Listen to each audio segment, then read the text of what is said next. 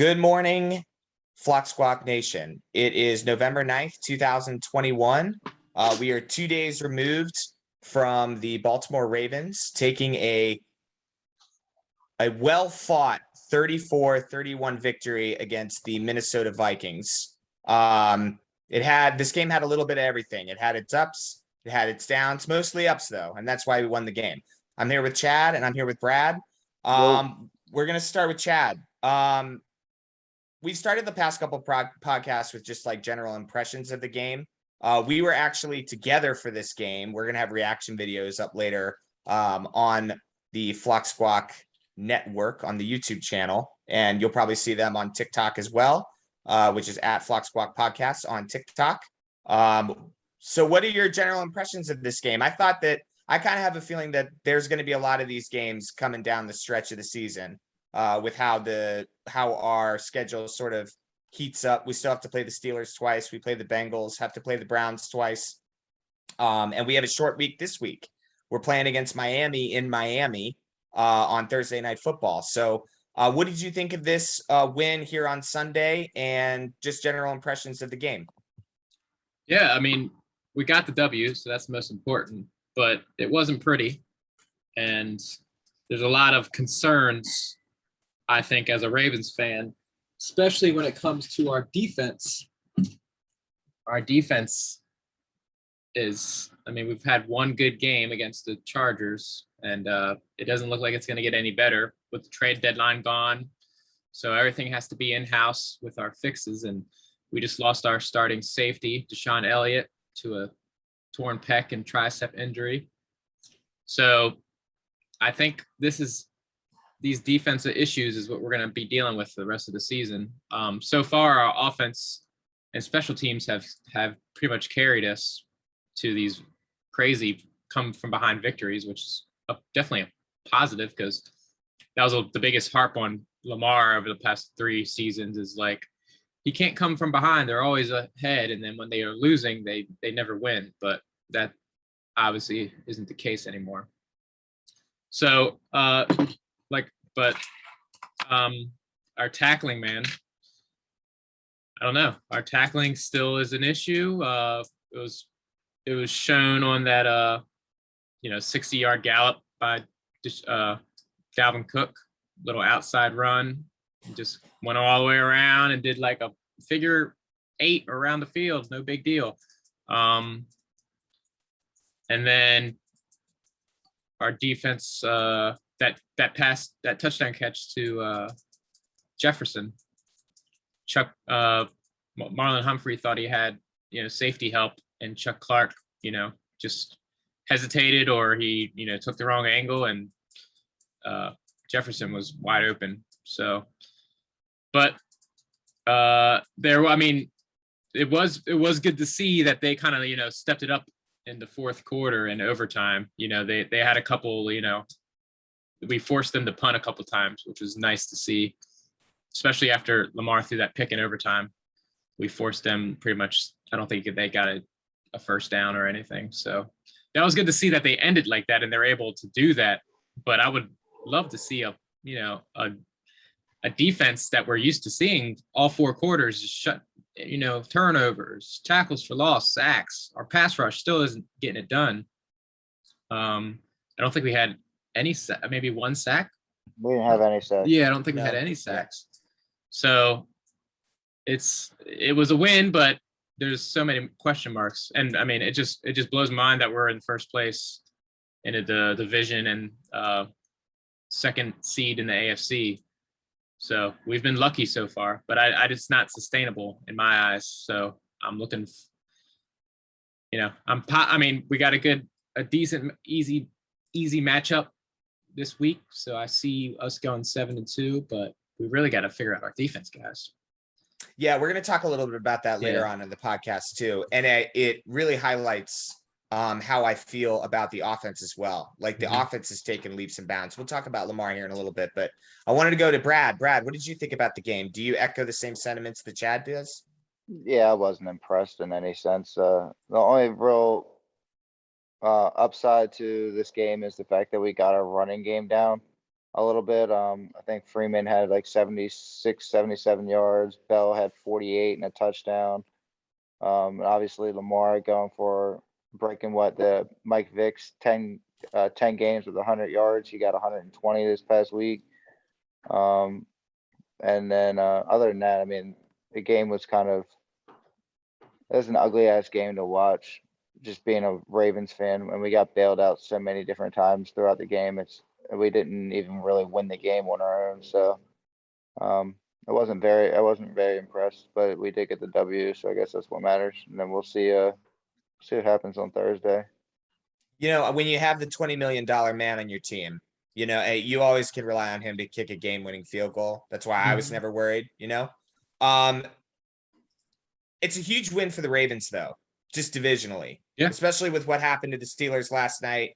There was some interesting controversy around that game as well, but this isn't a Steelers podcast and never will be. Terrible officiating.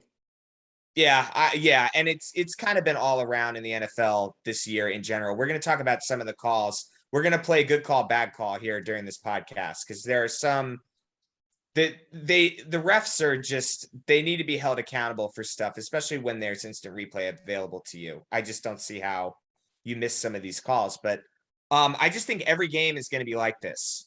I think we're deep enough into the season now where it's pretty obvious that Lamar can come back from deficits now. I think the spread was, I believe, 14 points at one point in this game. And he's had an 11-point comeback and a 19-point comeback this year. I think it says I was not convinced that Lamar Jackson should be in the MVP conversation. After this game, I think maybe Tom Brady is above him on my list, and I've got him at 2. Because if you look around the league this week, the Bills lose to the Jaguars. They conjure up 6 points and they lose to the Jaguars. They only allow the Jaguars to score 9, but that was enough. The Dallas Cowboys got thumped by the Broncos. Tom Brady didn't play. A lot of these guys, Kyler Murray didn't play, and the Cardinals ended up stomping the 49ers. It wasn't even close. They had Colt McCoy at quarterback. It's crazy. If we didn't have Lamar Jackson on our Ravens team, it's very possible that instead of being 6-2, we're 2-6. Definitely. And that it shows, and we'll go into the defense. I think the defense is a big part to play in that, but it also shows that Lamar is invaluable to this team. You can put up not a whole lot of quarterbacks can put up 400 total yards in a game the way he does relatively consistently.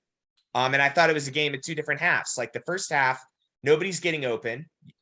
He's having a hard time getting to his reads because there was decent pressure by Minnesota. And then in the second half, it's like somebody told him, like, look, take what the defense gives you and make a play. Swing a couple screen passes out to Hollywood Brown. Let him gain yards and call it a day. If you want to run. Do your thing. And that's why we were able to come back. Because Lamar is able to take it up to that next level. But let's get back to the defense. We're going to talk about Lamar later. I've got a bunch to say. He's number 2 on my MVP list right now after last performance. So Desean Elliott's injury. So I did some research into this. Desean Elliott has been pretty banged up his entire career. In 2018, he missed time with a fractured forearm. 2019, he missed time with a knee injury. And then this year, he's out for this season now with a torn bicep and pec injury. So, Brad, we'll start with you with this question. Like, how big of an impact is this on our defense? And do you see the Ravens maybe evaluating the Joker situation and being like, okay, maybe we should, this next draft coming up, draft a safety to back him up in case he's injured again? I mean, he's a great player on the field and he's a good teammate. And everyone likes the guy, but if he's banged up this much, there's no reason to believe that it won't continue, right? I am. I mean, he's going to continue to get injured. He's kind of like Will Fuller, who's always on the injury list and shit like that. So, I love him though. I love him. I think he's a great player. He's cool. He's cool, but he's not going to be. It's not like he's losing him detrimental to our defense. I mean, we lost. What's his name? Sorry, Marcus Peters, and not, our defense isn't that good, but we're still alive. And he is in no way any caliber to Marcus Peters. He's really not that good. He misses tackles all the time. He's a little guy. I mean, I think that we can just go ahead and I would be fine with Jimmy Smith just going in and filling in his position. Old Jimmy Smith, and just, I mean, if we got to pick, I think we just picked up and put another safety onto our practice squad. I don't know anything about him, but I don't think filling his position is going to be that hard to do. I think we're just going to keep. Bless Good you. Lord. Yeah. Sorry. I don't think that he has really done enough for me to even worry about him going out this season. He had one good game that I can really even think of, and that was his first game back off of injury already again. And he played against the Chargers and had like a sack and his first interception. And other than that, I couldn't even tell you a time that I'm actually even saying Elliot's name besides look missed tackle, blown coverage. You know what I'm saying? So I don't think it's really that big a deal. It's just another player down, and we're just got the next man up scenario. Yeah, I agree. Chad, what do you think? I don't. When I saw the news, I wasn't like, damn, we lost to Sean Elliott. You know, I was like, in my head, I was like, well, our defense is already playing like trash. You can't really play much worse. So Harbaugh was quoted yesterday saying that it'll be a rotation of Jimmy Smith, Brandon Stevens, and even Anthony Levine getting involved, and Geno Stone. Like he said, it's going to be a multi-man fix. It's not just going to be one guy. So we do have some depth, which is nice. But like I said, it doesn't. In the long, like what you're asking about I mean, it seems like we do have to draft focus on DBs next year, you know, with Marcus Peters. You know, you never know coming back from a ACL, how that affects his career. Chuck Clark he's good. But he had a couple blown coverages this year so far. I think real quick, like Chuck Clark is more egregious to me than Deshaun Elliott is. Yeah. He's made some whiffs this year that I'm like, it's a regression from last year for sure. Yeah, I agree. I think Chuck Clark is playing a little bit worse than Elliott was, but I would say Elliott is the second best DB that we had behind Marlon Humphrey, but that's not saying much because our team, our team as a unit is they're not playing well. So I think, and like I said earlier in the pod, and what you said, Ben, is that it's going to be this pattern of, you know, our defense not playing well, our offense going to come back from behind, might be our whole season the rest of the year. And I hope, and I don't think Deshaun Elliott's injury really changes that, because we're already, you know, up the hill. I mean, down the river without a paddle, it seemed like, on our defense. So yeah, it's looking pretty dire. I mean, even just in terms of, and it's so funny because like there were a couple moments in this game where, you know, if it wasn't for that pass interference on Chris Board, we held the Vikings offense to a 4th and goal. It's like there are these weird times where, you know, I don't know whether it's because, I guess the answer is they've got blown coverage, right? There's been a couple times this year where Chuck Clark has taken a bad angle, or, you know, and it happened on the run from Dalvin Cook. It was sort of like Chuck Clark somehow gets spun out of that, and Dalvin Cook's allowed to pick up like 10 or 15 more yards before he's brought down. Chuck Clark makes the tackle, but it's like he's chasing him all over the field. It was the weirdest run ever. It's like he ran diagonal to the sideline, and I was like, why doesn't this guy just turn it up north south? I guess he just didn't like what he saw north south going up the field. I was like, I don't know why he's not just running to the end zone with this. But there are times when the defense stands up. The run defense has been pretty solid all season. I mean, I'm not really upset if Dalvin Cook has a good day on you. He's a very good back for the Minnesota Vikings. He's one of their playmakers. But yeah, I think the secondary play, I wouldn't mind, especially, Geno Stone you drafted a couple years ago, but he hasn't really been included in the defense too much. I don't think it would hurt to go out and get a defensive back somewhere in the draft, maybe like the second or third round, Oh, and definitely. just put him out there. Because Jimmy Smith's not a natural safety, and we're having cornerbacks play safeties, and that's never good for a defensive unit. I just feel bad for Joker. I hope he gets better. Yeah.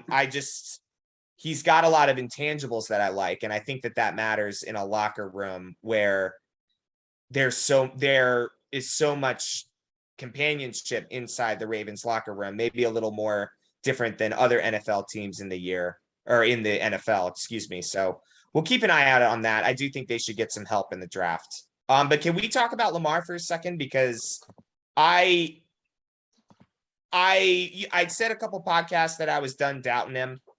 And this is just further proof of, like, I think he's number 2 in the MVP conversation now. I think there's been enough evidence in the NFL of quarterbacks who maybe we thought that they were capable of rising to that challenge, but they lose these weird, at least when you lose to the Bengals, it's sort of like, okay, it's a divisional game. It's always going to be tough in the AFC North. Like, how in the world did the Bills lose to the Jaguars? I just don't understand that. Any given day, man. Yeah, any given day, but it's just not what we anticipate from him. Some stats for Lamar for this game. Chad mentioned some of them. He has now won 3 games this season with trailing by double digits. He broke Michael Vick's NFL record for games with over 100 rush yards. He's the first player in NFL history to throw for 2,000 plus yards and run for 600 plus yards in the first 8 games of a season. Yeah, I'm going to start with Chad. What do you think of his performance in the season? Do you think he's worthy of an MVP conversation now that we've seen him come back from 3 different deficits this point at this junction of where the Ravens are? Yeah, no, I agree with you. I think Tom Brady might be the only one ahead of him in the list with the Derrick Henry injury. We just saw Cardinals whoop a team's ass without Kyler Murray. So yeah, the true definition of MVP to me is like you're carrying your team, and Lamar's been carrying our team like 100%. He's outrushed look at our running backs. They're all 30 and over. Devontae Freed just older guys, and he's still winning. Look at his receiving core. He has Marquise Brown as his number 1 receiver. Well, Mark Andrews, you can argue that he's the number 1, right. But compared to like any other team, you're looking at a pretty average receiving core, but he's still winning and coming back from these games. He's literally carrying our teams, and that's the definition of an MVP. I think Tom Brady is ahead of him just because we know what Tampa Bay looks like without Tom Brady. So he is definitely Tampa Bay without Tom Brady is just a really good defense at this point, and they're not gonna go too far. So, but Lamar is definitely up in that list. He's on pace for 40. I think he's on pace for 4,600 passing yards and 1,200 rushing yards. Which is crazy because 1,200 rush yards is close to the record again. Yeah. Even if he got 1,100 yards, it's the second greatest. It might be, depending on if it pushes Vic down to third, the second greatest run. And it's not even, I don't even notice that he's running anymore. This was a game at 2 halves for Lamar. And Brad, you can weigh in on this. Like the first half, nobody's open. Right? Again, with some of the same problems that we had last year were happening, and Lamar is holding on to the ball, trying to make a play. He almost fumbles it, if not for a stupid horse collar tackle call that went against the Vikings. I mean, I'm not a Vikings fan, and I'm glad that we got the call, but that was not a horse collar tackle, right? Okay. We can agree that we sort of dodged a bullet with that one. Oh yeah, and that was on 4th down. That was turnover on downs. Right. Dude, he made such a bad decision on that too. was talking to Chad about that. The fact that he tried to flip that to Tyson Williams was an idiotic move. I mean, I know Yeah. we're talking about good Lamar plays, but that was the stupidest move he could have made because that could have went for a fumble for a touchdown Yeah. when he could have just been down where he was. Because they did recover the fumble and they gave him the bullshit call, but that was a terrible play. That's when you look at Lamar and like, dude, what are you like? What are you thinking? Kind of like the pick that he threw across the middle. Like he does make some errant plays where he needs to kind of. I mean, I know he's doing everything for us, but there's when you're throwing into double coverage and you throw the ball straight to the freaking safeties. I mean, who are you throwing the ball to? You look at like it's kind of like Matt Stafford's interceptions this weekend, throwing it straight to the defender. I don't understand it sometimes. Yeah, and I would say this too, like it's backyard football that is being played at the NFL level, right? And the crazy thing is it's those same, like, had he completed that lateral to Tyson Williams, who knows what happens on that play? I don't think he goes very far.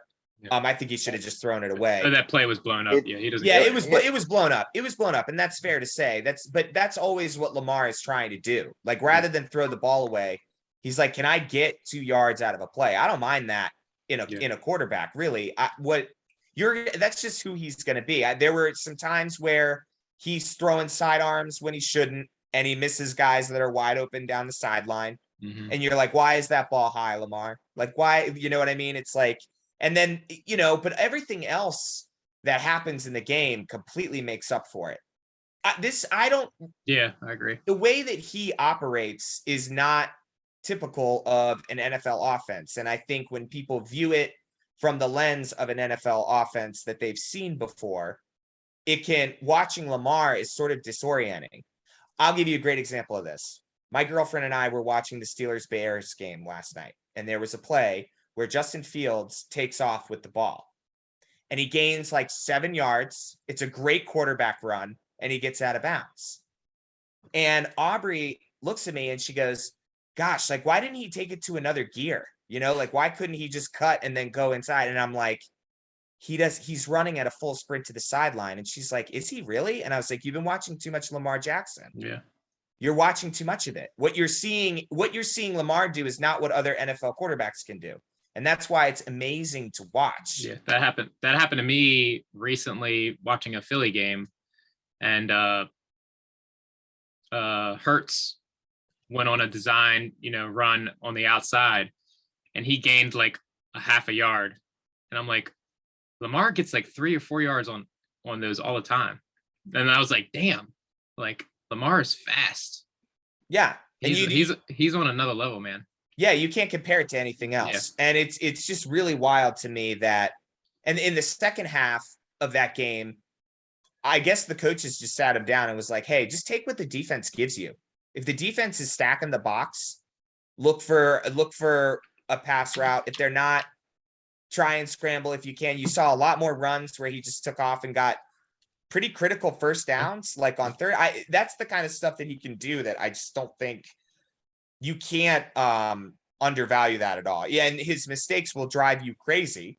Yeah. Because if he just cleans up those mistakes, he might be the greatest quarterback who ever lived, right? If he's accurate with these outside passes and he makes these catches, he would be over 300 yards receiving or 300 pass yards thrown in this game while accumulating 120 yards on the ground. I mean, his best, you can't stop it. So he's amazing, man. He's a big reason why we're 6-2, and he's the only reason.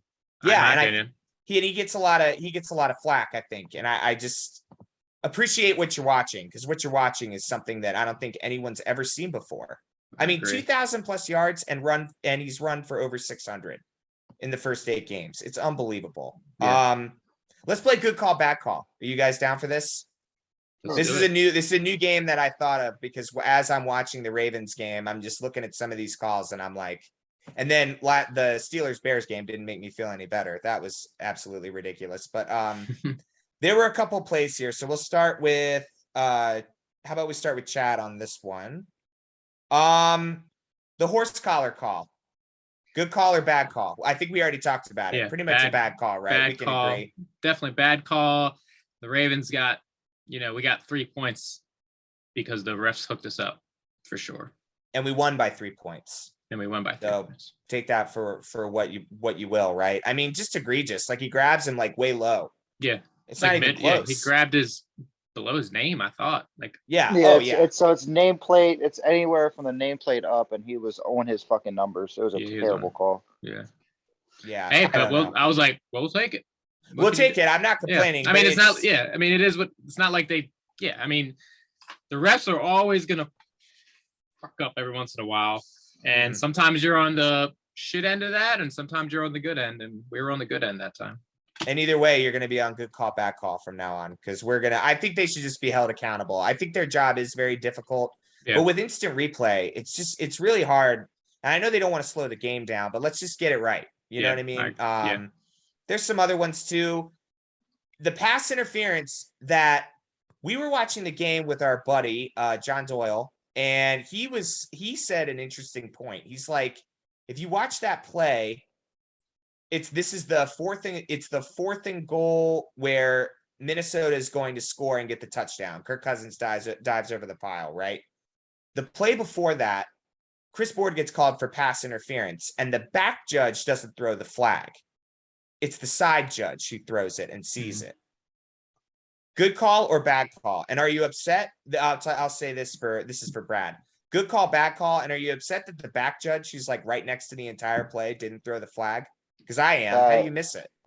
It's to me that was definitely a good call. That was just bad play by Board. He hooked him, and the reason why the side judge threw it is because he could see it from the side, and the back judge can't see it because Conklin is blocking his view on it. But he did. I mean, he could only reach out one of his arms because Board hooked him. So yes, that was a good call. Yeah, I think it was too. 2 plays later, they missed a call, but that was a good call. So that's the next one we're going to talk about. So actually, I think it's the very next play because they get the first and goal because of the pass interference, half the distance to the goal. And then Kirk Cousins, the diving play where he dives into the end zone, there was some confusion about some were saying that it was a false start. Right. And they get definitely called did. for offsides, and John Harbaugh loses his shit, and he's probably going to be a meme on the internet because his reaction is just like it was pretty funny. over the top ridiculous, right? Chad, good call or bad call? I thought he moved. They showed a replay in the booth where one of the Minnesota offense, I think it's the left guard, it looks like he moves. Yeah, I missed it. Like I definitely saw the D linemen's like pointing it out, and then they flew the flag. I was like, oh, cool, yeah. So moving back 5 yards, but then they called us for Offsides. They called us for offsides, and I was like, what the hell's going on? But I didn't see it, man. So I'm just gonna say I didn't see it on the broadcast, but they replayed it from the back, the camera from that's facing. So it's behind the offensive line. It looks like the left guard like flinches or something. There is some movement, but I can't tell whether it was enough. He flinches. Well, it's enough. Anytime they move, they're supposed to be still. Unless I think the only people that can move are like I know sometimes you see like the one of the two next to the center, he'll like get up and like pat the guy on the ass as like a silent snap. But like other than that, like if you're in your stance, I'm pretty sure you gotta like stay in your stance, and he definitely twitches. But I don't know if the offsides was because of Campbell and them like jumping up and down, like trying to get the ref's attention, like, hey, what the fuck, you guys missed this? Or if they were just like they lined up completely over the line. I'm pretty sure because I'm you pretty can sure move they it. actually Go ahead, sorry. I'm pretty sure they actually lined up completely over the line, that like the guy's helmet and everything was over the ball. So either way, I mean, if he did actually move, it could have at least been offsetting penalties, but it's very they would have slight. jumped. Yeah, they would have just jumped over. It was a good. I mean, we weren't stopping that play from happening anyway. So yeah, they were probably trying like pointing it out. Any movement they saw, they would have pointed it out. When you're first and goal on the 1 yard line, you're going to make a big deal about it because we want to back him up, right? Yeah. But I don't know. He does. I just don't know if it's enough. And so this one's kind of up in the air, right? It's the left guard. Right. Yeah, he moves. But like Okay. in that sense, like as a defensive player, I would just burst through that motherfucker. Push him. Yeah. Completely Right. stop completely Oh stop the yeah. game. He definitely Because if flinches. yeah, he Bad call. does. Bad call. But like but if you're gonna why sit there and jump up and down and give them the opportunity of getting the touchdown, I would burst through to give more attention to what's going on, and maybe they give you the call other than other way around. So Yeah. I would Right. just, I mean, and I feel like they're taught that. I feel like they should already be taught, hey, if this guy moves, burst through him, push the guy Just on his put your ass. hands on him. Yeah. Yeah, do I something. think, yeah, I think the NFL with their rules as far as the NFL has gotten harder on defensive players to make certain decisions, right? Like at roughing the passer and all these other plays or the flags that have been invented, excuse me, or come up with over time. It doesn't really benefit the defense. So I think defenses are trying to I agree. Bursting through the line would draw attention to it, and I think a lot of defenders in this league do that still. But I think on the defensive side, those guys are so worried about getting flags, and you're already down at the 1 yard line. You know what I mean? It's like the game isn't conducive to defense anymore. It's more geared towards offense. That's a quick thought, Yeah, right. If you see a flinch, you're probably like point it out. And it's obvious. And you're looking at the ball as a defensive lineman, you're probably looking at the ball, so you know when it gets snapped. So you're probably not even paying attention. I mean, obviously someone saw it. What can you do? But yeah, it's a bad call. They missed it. Yeah, and I got another one. I got the last one, and this one is funny because it's a Raven that goes out of bounds, and then there's a guy on the Vikings who kind of he's on the sideline and he shoves him. Yeah. He gives him it's not a shove. It's almost like a brush off. Yeah. I would describe it as like a hands-on brush off, I guess. Yeah. And they throw the flag on the guy on the sideline. I don't think I've ever seen that before. Yeah. Is that a good call or a bad call? It worked in our favor. I just thought that was what? It depends. I think it's a terrible I was so upset. I mean, I obviously I'm a Ravens fan, but also I'm not gonna not call bullshit calls. That was a terrible call. I mean, I don't know if it's player safety or if it's unsportsmanlike. I don't know what they're trying to do. What do you want they do to catch him as he's running at him and possibly put himself in harm? I'm definitely deflecting that dude off of me. I'm like, get the fuck off me, dude. Like, you're running full speed or trying to slow yourself down. You're 200 something pounds. I'm definitely throwing you to the side. I'm not going to sit there and try and catch you. Like, that was a bullshit penalty. But that's been all year for every single game. Like, the refs have too much say in the games right now. And that's 15 yards that they gave Baltimore. And that definitely shouldn't have happened. You know whose fault this is? The NFL owners. They implemented a taunting penalty, and now taunting is a point of emphasis this year, right? Mm-hmm. Anything they're looking for taunting. So if they see anything that's even remotely aggressive or, anti-sportsmanlike, they're at least going to call an unsportsmanlike conduct. Yeah. Because the point of emphasis is this stupid rule that a bunch of these old out-of-touch owners are implementing because they don't want to see taunting in the game anymore. They don't like when guys jab at each other, even though they spend their entire lives getting to this point. Yeah. And the outcomes are being affected by some of these games with these referee calls. Yeah. And it's important to bring this to light because I don't think it's easy for the refs either, because they're getting told by the owners, hey, you need to make this a point of emphasis this year. And it's completely subjective. Very subjective, yeah. And I have a problem with that because it's a 15-yard penalty. If it was a 5-yard penalty, Chad, I wouldn't care. Yeah, I agree, yeah. I'd be like, all right, whatever. 15 yards, automatic first. And you saw it last night in the Monday night game where Marsh was, flexing at the sideline. And they called him for taunting for that.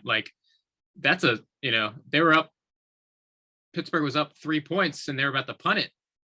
And, they came down and scored a touchdown and it would have been a 4-point game versus a 1-point game for Chicago. And then instead of getting a field goal to win the game, Pittsburgh would have had to get a touchdown to win the game. So that's a big deal. And it's horrible because Chicago it was a great play on third down, got a huge sack. It's a big momentum swing too. Right. A lot of these calls are really changing the outcomes of the game, and it's sad to see. And the refs are the ones getting buried for it, not the owners for coming up with the rules. And that's just that's how that goes. Referees, they have a hard job to do. We always mention that, but in an age where you have instant replay and you have the ability to go back and make things right without slowing down the game, but you would have less of this ambiguity. Yeah, well, you can't instant replay a judgment, subjective taunting call. Right. It's not like let's go read that guy's lips and see what he really said. Right. It's like that guy is flexing towards the sideline, taunting.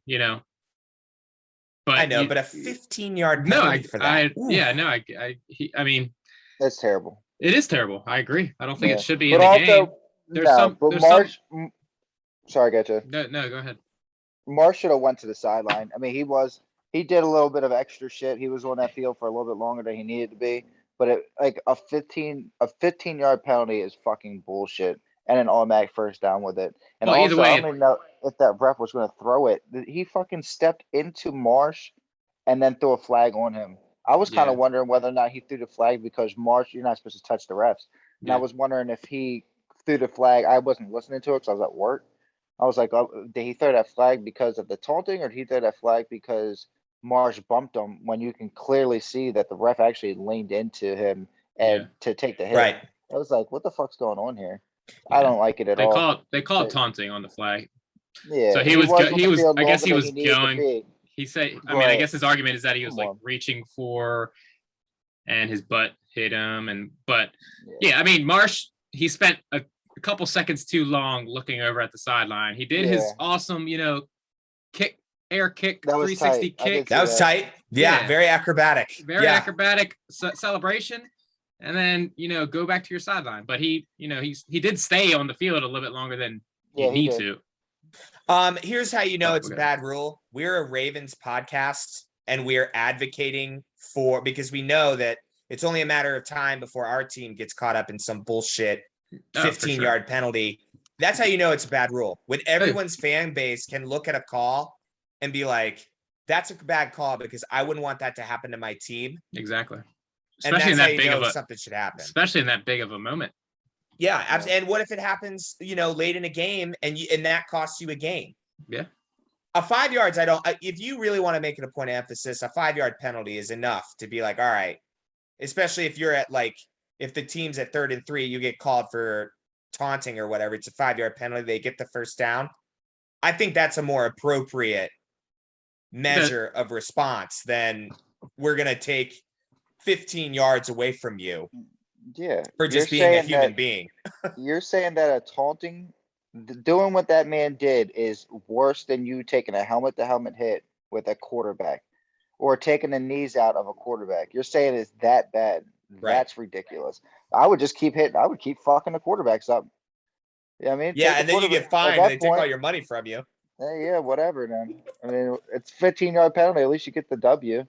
All right, so this is a quick week. It's a quick turnaround. I'm happy that I'm in Maryland this week. I completely forgot that we're playing Thursday night against the Miami Dolphins in Miami, who are coming off a massive, for them, 17-9 victory over the Houston Texans. They're 2-7 for the year. This was a game, if you remember our preseason win-loss ranking or win-loss predictions, this was a game that I had the Ravens losing because I was worried about a short turnaround and I thought the Dolphins were going to be better. You tripping, Ben? I know. The Dolphins are a dumpster fire, dude. Oh, my goodness. Good for you for beating the Texans, but they're also a dumpster fire. So I don't know what you take away from that. Tua Tagovailoa, I don't think is playing. I think he's hurt in this game. Here's what ESPN says. So the matchup predictor has 63.4% in favor of Baltimore. The line, the spread is -7.5 in Baltimore's favor, with the money line at -380. And then the over-under for this game is 46.5. So it's a little lower than we're used to, but I think that has more to say about the Dolphins not being able to score than it does the Ravens' offensive capabilities, as It's we know. It's gonna be 46 to half a point, Ravens. Right. That's Yeah. Exactly. I mean, with the way that it's going. Jacoby Brissett's playing. Chad, predictions for this game. Do you have a score in mind? And do you see any things with the Dolphins that might give us trouble? I don't want to sound arrogant or anything. You're just having a rough season, Miami fans. Yeah, I mean, I'm really surprised about Miami. I had actually high hopes for them this year because their defense was really good last year. And Tua come in his second season, I was like, he's gonna, they're gonna be decent, but Tua's been hurt and their defense has been surprisingly terrible. So I really don't see I don't see anything that could really, dethrone us in this game. But we also said that about Detroit, and they almost whipped our butt. So, Right. Like Brad says, any given Sunday, I'm not going to say it's not possible, but I'd say that I can say that the only trouble that I can see is last game they had against Houston. They had 5 sacks. And our offensive line has not been. I mean, I imagine Lamar is like one of the top sacked quarterbacks this year so far, and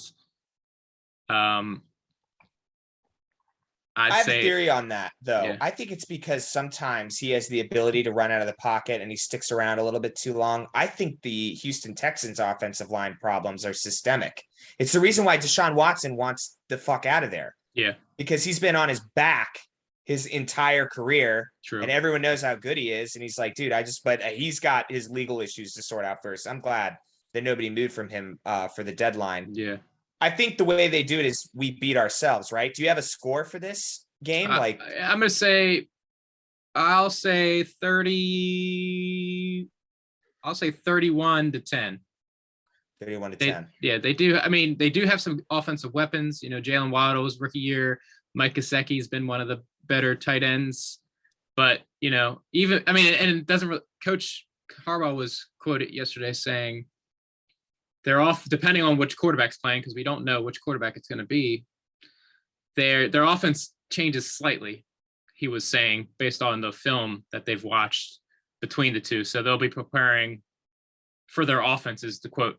We'll be preparing for their offense. The two quarterbacks, there's only a slight change how they run things. I wonder if that slight change has to do with one being left-handed and one being right-handed. Maybe. Well, probably something to do with it. I don't know. I don't know. But I'm gonna say 30. I'm gonna say 31-10. Gotcha. Brad, what do you think? Sorry. Shit. I think it's gonna be a closer game, unfortunately. Short week. Their team isn't that good, but they do have 3 people that could potentially damage us.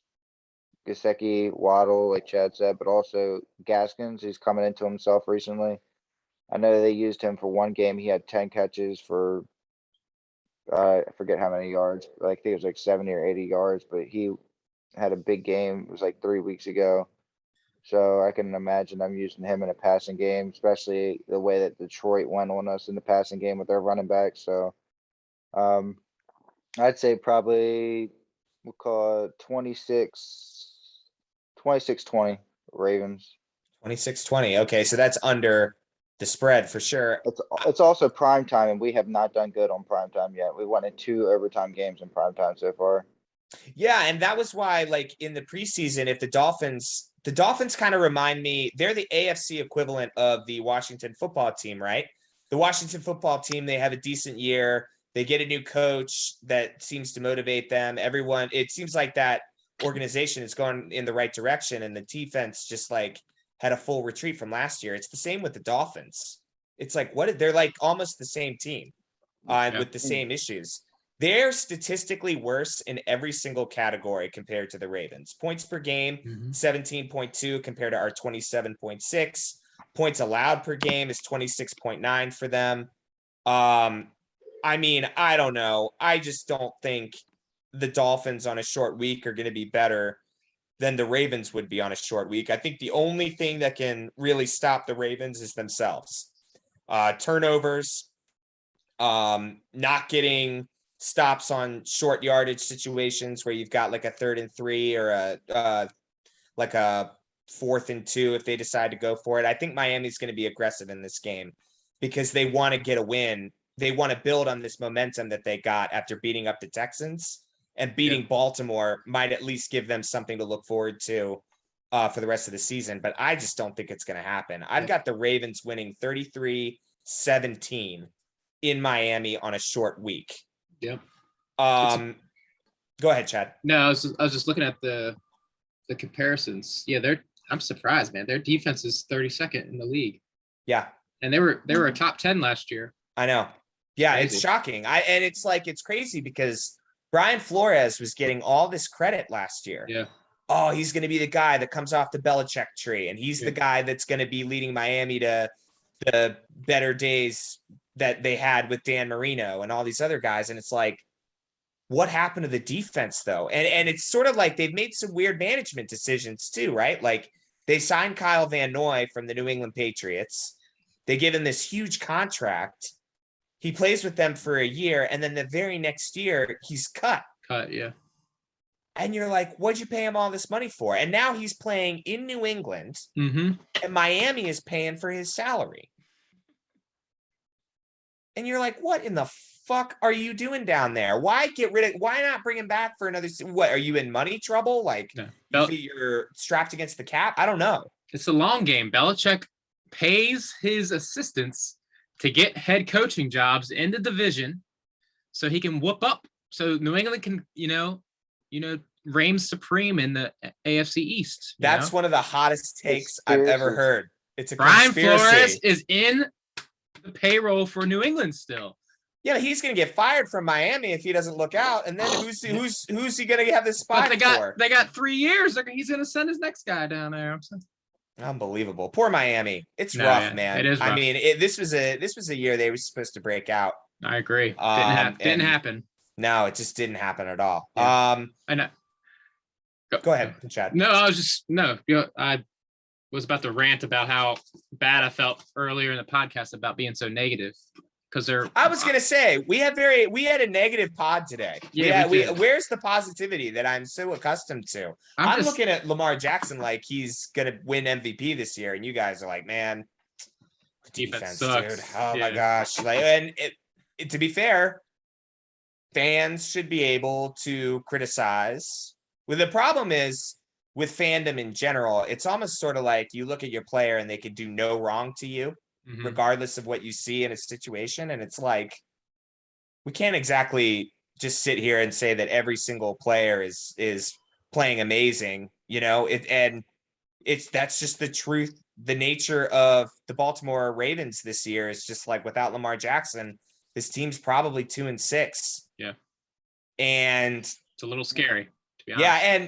And the trend for next year too, like I guarantee you ESPN is gonna, and this is going to be like postseason, whatever they do, they're going to be like, oh, there's no way that the Ravens could possibly sustain winning, coming back from all these large deficits the following season. And they're going to regress on that and this and that. But it's like, we're on top of our division. We have a great chance to extend the lead. We're holding the Steelers off at arm's length for now. They almost lost to the Bears last night.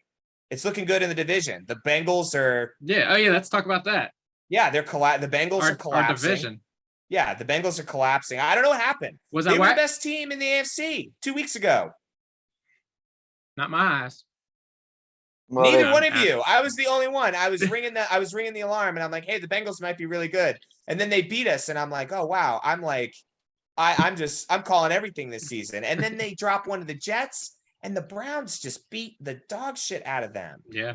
And I'm the like, Jets doesn't make sense, but the Browns have a great defense. And it's an AFC North match, right? Yeah. So anything could happen. Like maybe Maybe they did. Maybe they had a clunker against the Jets. They weren't ready to go into an AFC North game. Who do they play next week? It gets worse for them. I'm telling you. They're on bye this week. They're on a They're on bye, bye. much needed. They can correct Oh, yeah. something for them. And then like the Browns, good for them. It was a dominant win, man. I mean, you can't say much more than that. I may have been off that train a little too early. Let's see how they shake up. And then the Steelers. They're gonna be just fine without. They're gonna be just fine without Odell. But I just saw it just popped up. Their running back room is experiencing COVID issue right now. Chubb, after running for almost 200 yards and 2 touchdowns, has COVID. So it looks like they're gonna be missing their running back core next week. Ooh, that's not good. Yeah. Nick Chubb's out. Oof. And with Baker hurt, who are they playing next week? They are playing. And I mean, Baker played well, even being hurt this year. I know. You guys are hard on Baker Mayfield. I'm like, dude, he's like one of the only quarterbacks who's given the Browns like more than one win in a season. He's got to have something. Yeah, they're playing the Patriots, so that'll be a tough matchup. Oh man, I don't think they're gonna win it. Yeah. Brad, what do you think? He also came in when Chubbs and Hunt were kind of in their prime. So the only reason Baker is because of they have 2 starting running backs in their backfield, and you have to account for them at all times. It's just like when Derrick Henry is running his ass off in Tennessee, Tannehill looks like he is one of the best quarterbacks in the league with percentages, and really Tannehill sucks, which is why Miami got rid of him. So, I mean, a good running back core will make your quarterback look better. Sure, I think he's an average quarterback. I mean, he's not a horrible quarterback. He's a starter. I mean, there's not many backups that are. You can win games with him. That are better. Yeah. He's like a Kirk Cousins, in my opinion. I don't think he's nothing special. Was I right about Kirk Cousins, or was I wrong about Kirk Cousins? By the way, I didn't say you weren't. I agree with you. He's not. I mean, I don't think he's horse shit, but he's right. But he's just an average quarterback that makes so much money. Yeah, and quarterback. I don't know, and it's like you don't want to move off of him because I think they paid him a decent amount of money up there in Minnesota. But no, the Steelers too. By the way, the Steelers. This is why I wanted them to lose, because now the Steelers have all this momentum. It was a big win for them last night against the Bears. Ben Roethlisberger led them right down the field, and they got back in the game. Controversial game, good one for.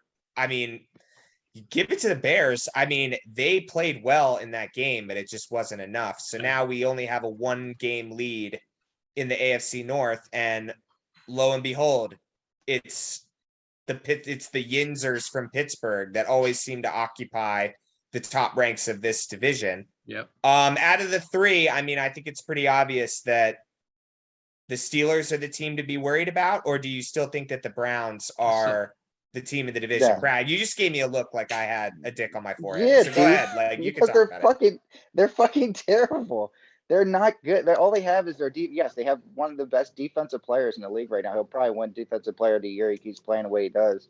But other than their defense, they're not good. They won by the skin of their teeth. They really won by a controversial call that with the ref at the end. Yeah. But that definitely the Browns.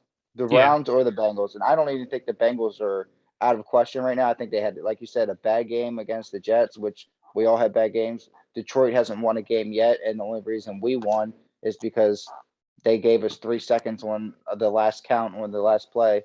So we got a field goal off. But we're still 6.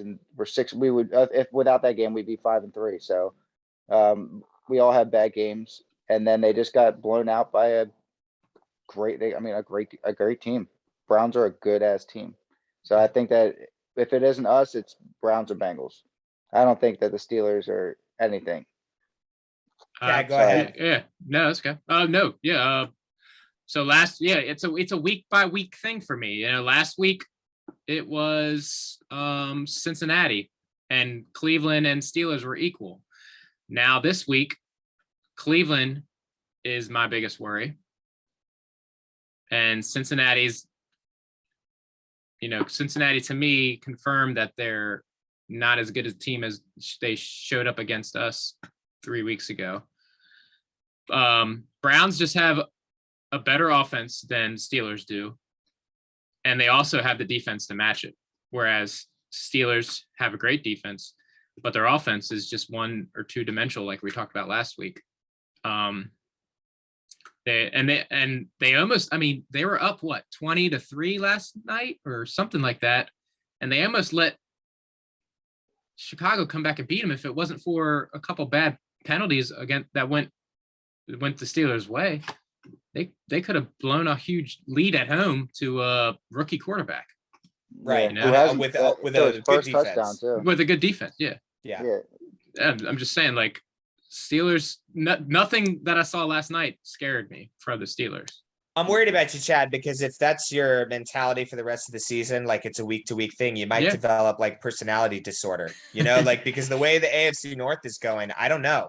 It's going to be a shit show every single week with the standings in this division and which way they go. The Ravens have been the most stable team in this division.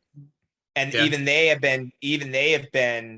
have question marks about the stability. We have question marks about the stability of our team. And now the Steelers are second in the division with a fast track to a wild card spot.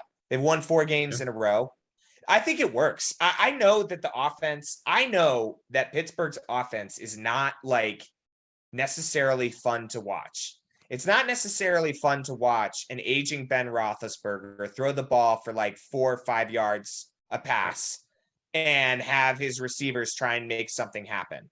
Or he reads the coverage perfectly and 2 safeties drop back and he hits a slant route over the middle, right? Like he's got the brain to know where the ball should go and he has the arm to get it there if it's a short, quick pass. And I think Mike Tomlin, who has never had a losing season in Pittsburgh, I think he just looked at what he had and he said, okay, can we move the ball down the field doing it this way? And the answer is yes. It's just not. The Steelers are not going to score 30, 40 points in games this year. It's not going to happen. They're going to score in the 20s, 30s on a good night, and the defense is going to hold teams to under 20 points a game. And that's how they're going to win. And that's a formula, right? It's not fun to watch. It's not exciting. And it might be deceptive because you think to yourself, Ben Roethlisberger's shot, but they win these. TJ Watt is just like a force of nature on defense. They've got Cam Hayward, Minka Fitzpatrick's in the playing deep at safety.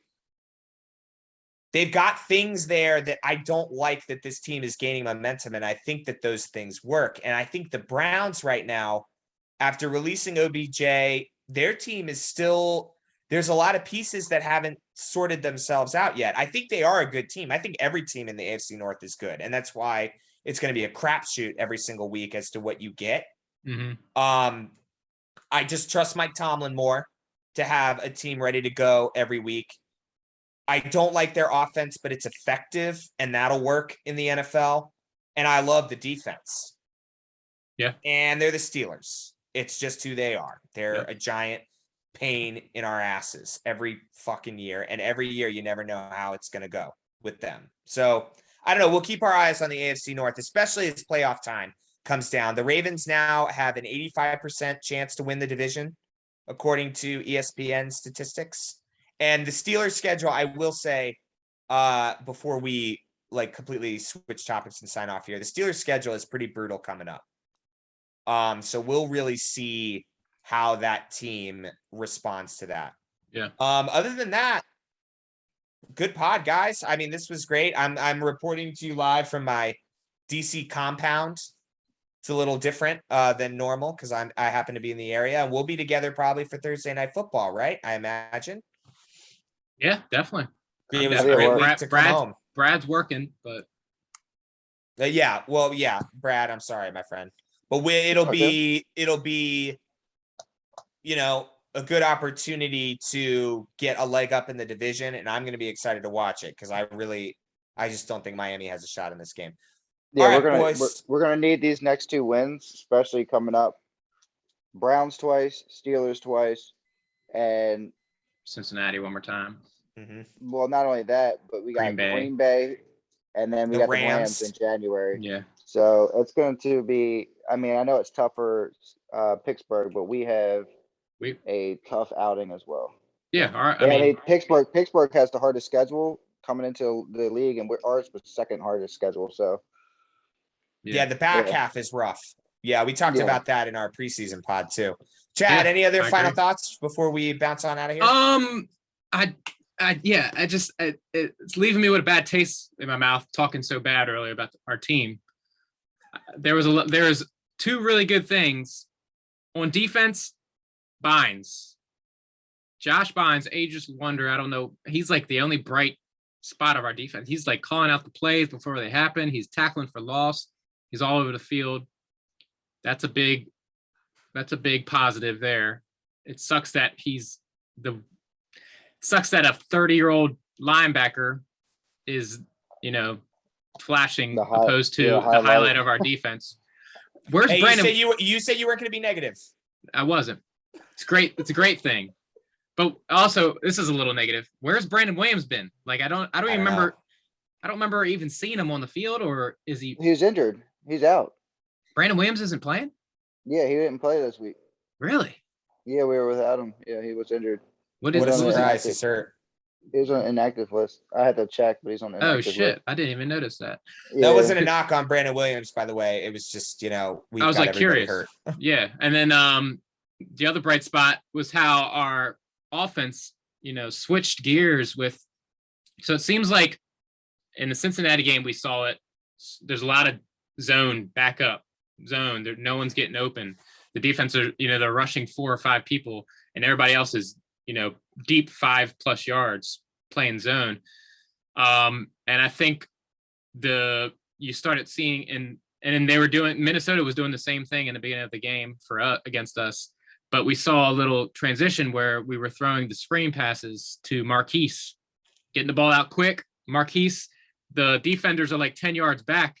Marquise gets the ball right away from the yard of scrimmage and then runs 10, 15 yards out of field. So I'm glad that we did that and, adjust it to the way the defense was playing us, because we didn't see that when in Lamar's first playoff game against the Chargers, where the Chargers were dropping back everybody and Lamar had nowhere to go.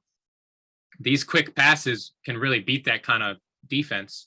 So that was very positive to see, because now going forward, defenses have to, plan accordingly, having Marquise getting those screen passes. So that was also really good. I liked that in the offense as well, because it's sort of a counter to a counter, right? Yeah. Everyone was saying, oh, the way you stop Lamar is you just cover all of his receivers. He can't get to him. And then, and in that case, okay, we'll just have a receiver occupy the flat and we'll pick up a short pass, and where that's how the counter goes. He also had a play, Marquise Brown had a play that I actually kind of liked if we did more of. He almost had like a curl route. It was late in the game. He was going up, he stopped, and he came back to Lamar, and Lamar threw it. He caught the ball and he went backwards and then turned back and went up the right sideline. It was later in the game. And I almost wonder, like, instead of just having guys fly down the field, what if you had like a curl route to occupy the center? You drag the safeties back, and then as you're dragging it back, you curl back towards the quarterback. Mm-hmm. So you create space. You're moving defenders away from the center of the field, and Lamar can throw a throw in the center of the field, because that's what he's good at anyway, is his bread and butter. I liked that play from Marquise Brown too. I haven't seen many like hooks and curls and stuff like that with him, and I liked the result of that. So I agree. Marquise Brown had a good game yesterday, and I loved that. I love the aspect of sending him out in the flat. Yeah, it just makes sense, and on screenplays, it just makes sense. Yeah, makes a lot of sense. Can I say one more thing? Yeah, go ahead, Brad. I'm not in the podcast. I'm not advocating hurting quarterbacks. I was just stating that a 15-yard penalty is ridiculous for taunting when you get a 15-yard penalty for potentially taking out a franchise quarterback. I know your point is well Yeah, taken, and yeah, I'm yeah. tired. Well, I'm tired the of way I seeing. said it, I was like, oh, we could just hurt the quarterbacks and win the game that way. I didn't want to. That's not what I meant. I was just when we go to edit this podcast, we're gonna have to decide: do we leave Brad advocating for the violence of quarterbacks, or do we include this moment where he says, "Hey, listen, I apologize. that's not what I'm all about." And you know what? I might cut the last part out. Nope, Brad wants to go after quarterbacks. that's He wants to go fucked after up. quarterbacks. He's advocating Oh, it. shit. No, I'm Yeah, with well. you. And the fact that it's a 15-yard penalty is fucking ridiculous. It's I mean, give me a absurd. break. Absolutely. 5 yards. You want to, and that 5 yards would be like, okay, this is annoying as shit, and I just gave up 5 yards. I won't do that again. They're grown ass men. Quit Yeah. punishing them with 15-yard penalties. Yeah. It's ridiculous. Okay, boys. I think we wrapped up for this week. We got a short turnaround for the next pod because we play Thursday night. Boys, have a good rest of your beautiful day that's going on right now. And I'll see you tomorrow for the today's Wednesday. I'll see you tomorrow for the game. Today's Tuesday. I'll see you in 2 days for the game. I'll see you when I see you. Yeah, exactly. The jet lag is real, people. It's more than a few hours. It's like a couple days for me. All right, boys. Caw-caw! I'll see you later. Oh. Peace.